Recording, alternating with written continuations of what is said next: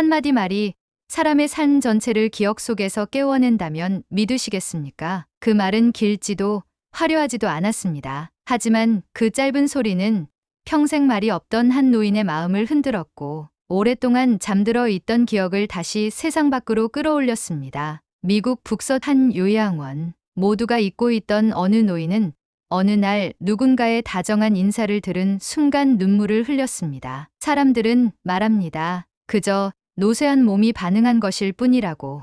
하지만 그녀의 눈빛은 달랐습니다. 그 안에는 설명할 수 없는 떨림과 따뜻함, 그리고 오래도록 간직해온 감정이 살아 있었습니다. 무엇이 그녀를 울린 걸까요? 왜 그녀는 아무도 이해하지 못한 그 말에 그렇게 깊게 반응했던 걸까요? 그리고 그 한마디는 그녀의 인생을 송두리째 바꾸게 됩니다. 지금부터 그 이야기를 들려드리겠습니다. 구독과 좋아요를 눌러주시면 영상 제작에 큰 도움이 돼요. 안녕하세요. 저는 미국 시애틀에서 간호사로 근무하고 있는 수민이라고 합니다. 이 이야기를 어디에 털어놓을 수 있을까 고민하던 중 우연히 사연을 공유할 수 있는 공간을 알게 되어 조심스레 글을 써 내려가게 되었습니다. 제가 겪은 일은 아주 작은 인연에서 시작되었지만 그 안에 담긴 진심은 제가 평생 잊을 수 없을 정도로 깊고 따뜻했습니다. 제가 근무하고 있는 곳은 시애틀 외곽에 위치한 작은 요양원입니다. 넓은 마당에는 계절마다 다른 꽃이 피고 지고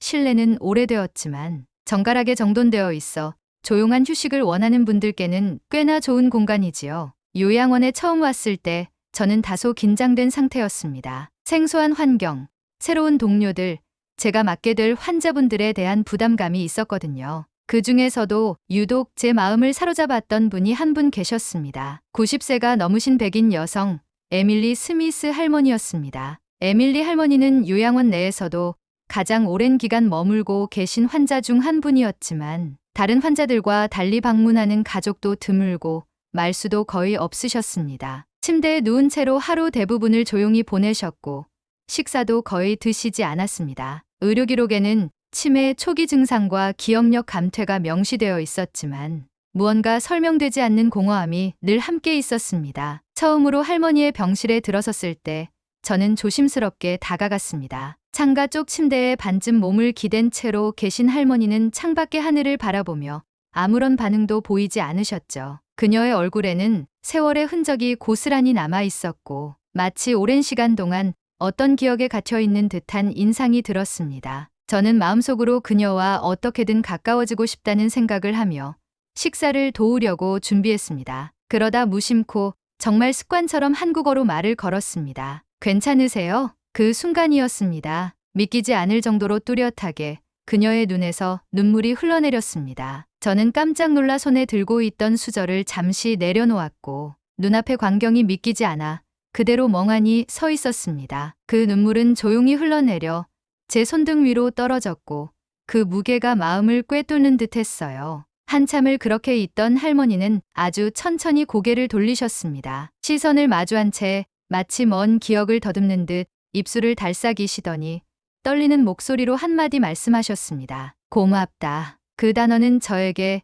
너무도 선명하게 들렸습니다. 외국인 노인이 말없이 지내시던 분이 한국어로 고맙다라는 말을 한 것입니다. 짧고 단순한 말이었지만 그 안에는 세월의 무게와 말로 다 하지 못할 사연이 담겨 있는 것 같았습니다. 제 심장은 그 순간 너무 세차게 뛰었고 눈물이 핑 도는 걸 간신히 참아야 했습니다. 그날 이후 저는 에밀리 할머니의 과거가 몹시 궁금해졌습니다. 왜 한국어로 반응하셨을까? 정말 우연히 들은 말에 반응하신 것일까? 아니면 아주 오래전 그녀의 삶 속에 한국이라는 나라가 존재했던 것일까? 저는 의료 기록을 다시 한번 꼼꼼히 살펴보기 시작했습니다. 표면적인 기록에는 가족 정보, 기본적인 병력, 출생지인 시애틀에서 평생 거주했다는 내용뿐이었습니다. 아무리 들여다봐도 한국과의 연결고리는 보이지 않았죠. 동료들에게 조심스럽게 여쭈어 보았지만 모두들 그녀는 평범한 미국인 노인일 뿐이라고 말했습니다. 하지만 제 마음 한켠은 계속해서 그 한마디 고맙다를 붙잡고 있었어요. 며칠 뒤 저는 행정실의 도움을 받아 조금 더 오래된 자료를 열람할 수 있게 되었습니다. 그리고 아주 낡은 종이 뭉치 속에서 뜻밖의 기록을 발견하게 되었습니다. 에밀리 스미스 US Army Nurse Corps Corps Deployment 1950이라고 적힌 짧은 문장이었죠. 저는 숨을 삼켰습니다. 그 짧은 한 줄이 너무나 많은 것을 설명해주는 듯했어요. 에밀리 할머니는 한국전쟁 당시 미군 간호사로 파병된 경험이 있던 분이었습니다. 그것도 1952년 전쟁이 한창이던 시기였죠. 저는 그 기록을 손에 든 채 병실로 다시 돌아왔습니다. 그녀의 조용한 눈빛이 다시금 떠올랐고 저는 마음속으로 확신했습니다. 할머니는 단지 말문을 닫으신 것이 아니라 너무 오래된 기억 속에 잠겨 계신 거라고. 그날 밤 저는 인터넷을 뒤져가며 1950년대 한국의 모습이 담긴 사진들을 인쇄했고 한국 민요를 틀 수 있는 작은 스피커도 병실에 설치했습니다. 할머니께서는 여전히 아무 말씀 없으셨지만 사진을 바라보실 때마다 눈빛이 아주 조금씩 바뀌는 것을 느낄 수 있었습니다. 어떤 사진에서는 눈을 더 오래 머물렀고 민요의 선율이 흐르면 눈을 감은 채 고요히 귀를 기울이기도 하셨습니다. 그 모든 변화가 말로 표현되지 않았을지언정 분명히 그녀의 내면 깊숙한 곳에서는 무언가가 움직이고 있었습니다. 저는 마치 잃어버린 기억의 조각을 하나씩 맞춰가는 기분이었어요. 단순한 간병 이상의 의미를 가진 순간들이 쌓여갔고 제 마음은 점점 더 그녀에게 가까워지고 있었습니다. 그 한마디 고맙다는 결국 단순한 인사가 아니라 아주 오래된 진심의 울림이었음을 저는 점점 깨달아가고 있었습니다. 에밀리 할머니가 제게 들려준 단 한마디 고맙다는 말은 제 간호 인생을 통틀어 가장 깊고 오래 기억에 남을 순간이었습니다. 그 말이 던지는 무게는 생각보다 훨씬 컸습니다. 오랫동안 말을 하지 않으셨던 분이 그것도 모국어가 아닌 한국어로 마음을 표현하셨다는 것,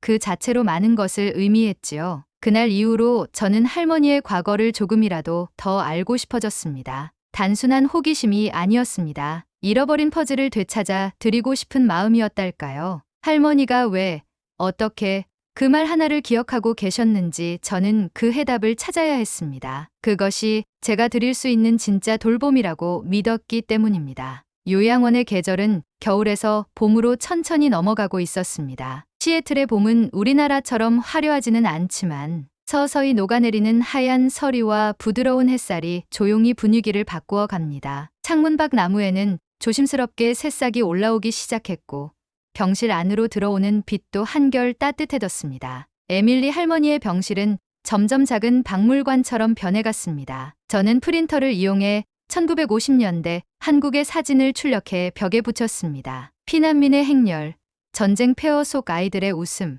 군복을 입은 간호사들과 미군 병사들의 모습, 그리고 가끔은 한옥마을의 풍경도 걸어두었죠. 할머니는 여전히 말을 하지 않으셨지만 그 풍경들을 보는 표정은 분명 달라졌습니다. 특정 사진 앞에 머무는 시간이 길어지고 눈이 붉어지거나 가늘게 떨리는 순간들도 있었습니다. 저는 그 작은 변화 하나하나를 소중히 받아들였습니다. 때로는 감정을 억누르기 어려운 날도 있었지만 그조차도 감사한 마음이 들었어요. 제가 처음 요양원에 왔을 때 에밀리 할머니는 주변에서도 조용한 환자로만 불렸습니다. 말이 없고 반응이 없고 가족도 드물게 오는 분. 하지만 저는 시간이 지날수록 그런 평가가 얼마나 얕은지 느꼈습니다. 말은 없었지만 그녀의 눈빛 속에는 너무 많은 이야기가 들어 있었습니다. 단지 그것을 꺼내줄 사람이 없었을 뿐이었죠. 그렇게 저는 할머니의 기억에 다가가기 위한 조용한 여정을 시작했습니다. 전쟁 당시의 간호사 일지, 미 육군 간호단에 대한 기록, 당시 의료 지원 활동이 있었던 한국 지역 리스트까지 찾을 수 있는 건 모두 찾아봤습니다. 그러던 어느 날 워싱턴 주립대 도서관 아카이브에서 오래된 군 사진첩이 공개되어 있다는 소식을 들었고 곧장 찾으러 갔습니다. 수백 장의 흑백 사진을 넘기다가 저는 마침내 한 장의 사진 앞에서 숨이 멎었습니다. 모래바람이 이는 들판에서 간호사 복장을 한 여성이 한국 소년의 머리를 쓰다듬고 있는 모습이었죠. 흐릿하고 작았지만 저는 직감적으로 알 수 있었습니다. 그 여인은 바로 에밀리 할머니였습니다. 사진을 병실로 가져갔습니다. 저는 아무 말 없이 손에 사진을 올려드렸습니다. 잠시 후 천천히 사진을 손끝으로 쓸더니 아주 희미하게 입꼬리를 올리셨습니다. 할머니의 눈에는 눈물이 맺혀 있었습니다. 그 순간 저는 단 한마디도 하지 못했습니다. 그저 곁에 앉아 손을 꼭 잡았습니다. 감정이 너무 벅차서 숨조차 고르기 어려웠거든요.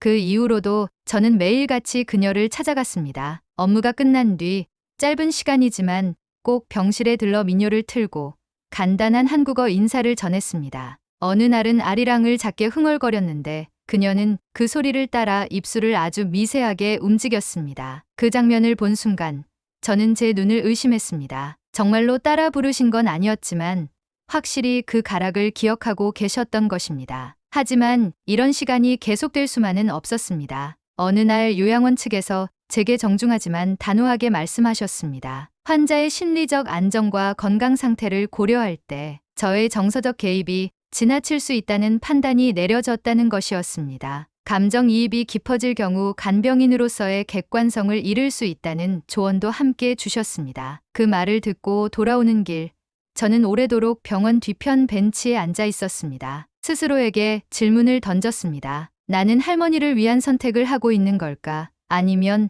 나의 감정 때문에 이 모든 걸 집착하고 있는 건 아닐까? 하지만 마음속 깊은 곳에서 울리는 대답은 명확했습니다. 이건 누군가의 삶의 마지막 기억을 함께 지켜주는 일이야. 저는 다음날 다시 병실을 찾았습니다. 조심스럽게 손을 잡으며 말했습니다. 할머니, 괜찮아요. 저 여기 있어요. 그날 할머니는 저를 조용히 바라보셨습니다. 여전히 침묵 속에 계셨지만 그 눈빛은 제가 만난 어떤 말보다 분명하고 따뜻하고 무엇보다 사람다웠습니다. 그리고 저는 알았습니다. 기억이 흐려질 수는 있어도 진심은 결코 사라지지 않는다는 것을요. 에밀리 할머니와의 조용한 교감은 하루하루가 선물 같았습니다. 말 한마디 없어도 사진을 바라보는 눈빛, 한국 민요에 조용히 고개를 끄덕이는 반응, 손을 잡을 때 느껴지던 그 미세한 온기는 어떤 위로보다 따뜻하고 명확한 소통이었습니다. 하지만 좋은 시간이 오래 이어지는 법은 없었습니다. 그날도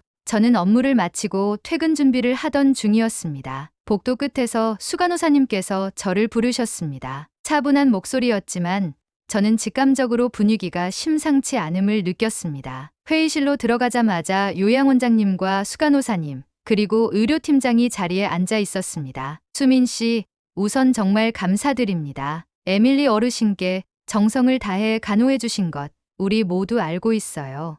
하지만 그 이후로 이어진 말들은 마치 제게 경고처럼 들렸습니다. 환자의 상태가 불안정해진 최근, 제 감정 개입이 오히려 할머니의 정서적 스트레스를 유발할 수 있다는 의견이 제기되었고, 특히 가족들이 재접촉에 대해 지나치다는 우려를 전달해 왔다는 것이었습니다. 저는 아무 말도 할 수 없었습니다. 가족들, 그러니까 에밀리 할머니의 조카가 몇 달 만에 요양원에 다녀간 이후 벌어진 일이었습니다. 직접 얼굴을 마주한 적은 없지만 그들이 요양원 측에 항의성 의견을 낸 것이라는 말에 복잡한 감정이 몰려왔습니다. 그날 밤 저는 한참을 집 앞에 주차한 채로 차 안에서 나오지 못했습니다. 내가 감정을 쏟아부은 일이 결국 누군가에게 불편함이 되었을까? 내 마음이 진심이었다 해도 환자의 가족이 원하지 않는다면 그건 옳지 않은 행동이었을까? 자책과 혼란이 뒤섞인 시간 속에서 저는 스스로에게 몇 번이나 물었습니다. 며칠간은 일부러 할머니의 병실을 피했습니다. 차트를 점검할 때도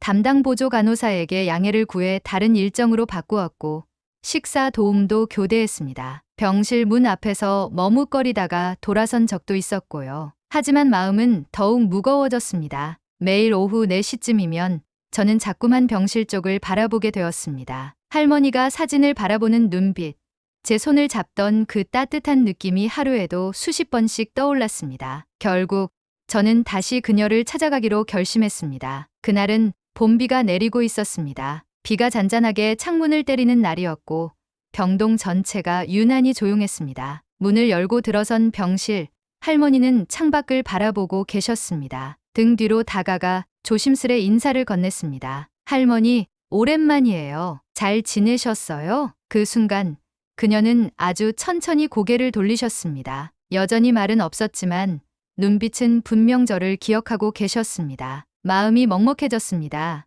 얼마나 보고 싶었는지, 얼마나 걱정됐는지를 고백하고 싶었지만 그저 조용히 곁에 앉아 손을 잡았습니다. 그날부터 다시 우리는 하루하루를 함께 쌓아갔습니다. 예전만큼 많은 시간은 허락되지 않았지만 저는 더 조심스럽게 교감하려 노력했습니다. 민요 대신 클래식 선율을 틀어드렸고 전쟁 사진 대신 꽃과 자연이 담긴 사진을 보여드렸습니다. 때로는 봄 햇살이 창으로 들어올 때 가만히 그녀의 손등에 비치는 주름을 바라보며 시간의 깊이를 느끼기도 했습니다. 그러던 어느 날 오후 저는 평소보다 조금 일찍 병동에 도착했습니다. 그날은 에밀리 할머니의 호흡이 평소보다 깊고 일정치 않다는 간호기록이 있었기 때문이었습니다. 병실 문을 열자마자 느껴지는 무거운 공기.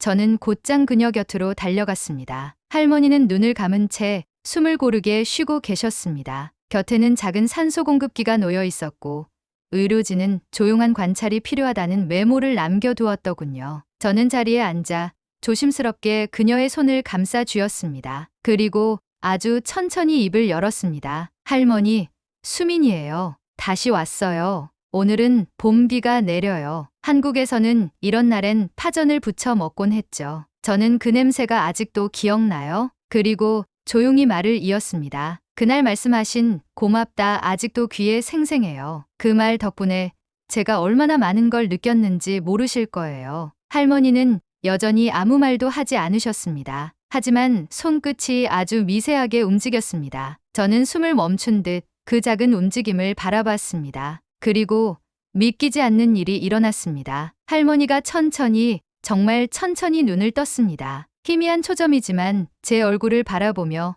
입술을 달싹이셨습니다. 저는 그녀의 눈빛을 읽을 수 있었습니다. 그것은 기억하고 있다는 눈빛이었습니다. 마지막 힘을 다해 그녀가 다시 입을 열었습니다. 고맙다. 그 순간 제 눈물이 왈칵 쏟아졌습니다. 숨을 고를 틈도 없이 저는 두 손으로 그녀의 손을 덮고 조용히 머리를 숙였습니다. 수없이 많은 말이 가슴에서 치밀었지만 말로는 부족했습니다. 단지 제 온기를 다해 그 마지막 순간을 감싸고 싶었습니다. 그녀의 눈빛은 천천히 사그라졌고 입가에는 옅은 미소가 남았습니다. 그녀의 마지막 말은 그렇게 다시 한번 고맙다였습니다. 에밀리 할머니의 마지막 말은 고맙다였습니다. 그 말을 끝으로 아주 조용히 세상을 떠나셨습니다. 한 사람의 인생이 그렇게 조용히 막을 내리는 순간 저는 처음으로 죽음이 무섭기보다 경건하다는 생각을 했습니다. 그분의 생의 마지막 감정이 감사였다는 것이 얼마나 위대한지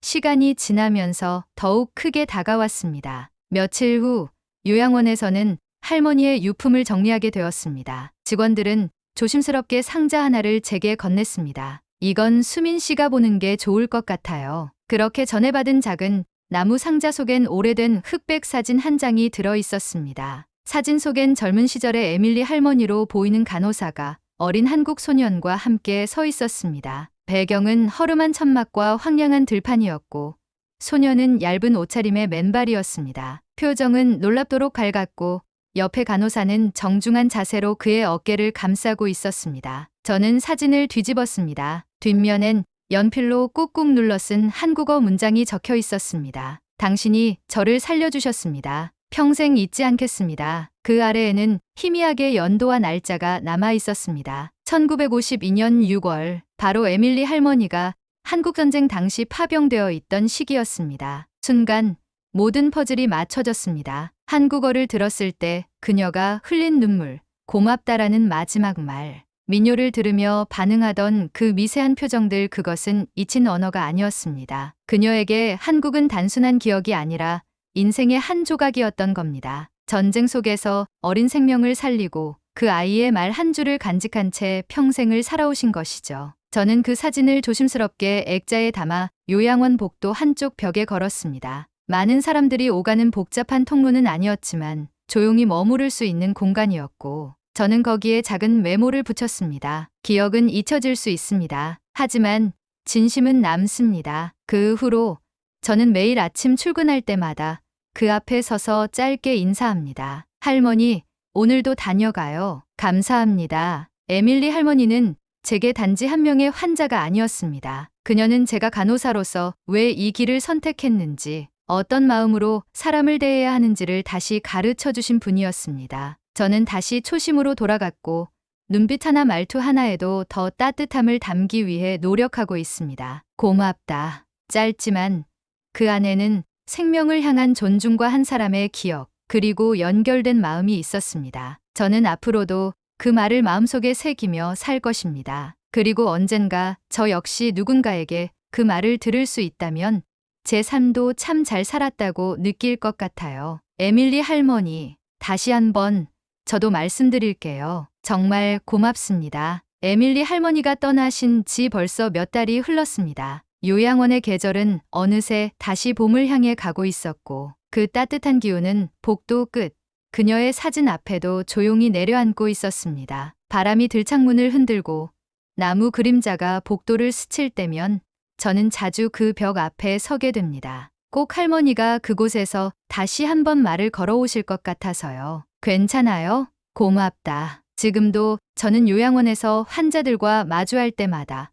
그 말을 떠올립니다. 예전에는 간호사로서 잘 해내야 한다는 생각이 우선이었어요. 하지만 지금은 한 사람을 이해하고 그 마음을 함께하는 존재가 되고 싶다는 바람이 더 커졌습니다. 그것이 진짜 간호라는 걸 할머니가 가르쳐 주셨기 때문입니다. 어떤 날은 생각합니다. 그 어린 소녀는 지금 어디에서 살아가고 있을까요? 혹시 에밀리라는 이름을 기억하고 있을까요? 아니면 사진 뒷면에 남긴 문장처럼 그 마음만이라도 간직하고 있을까요?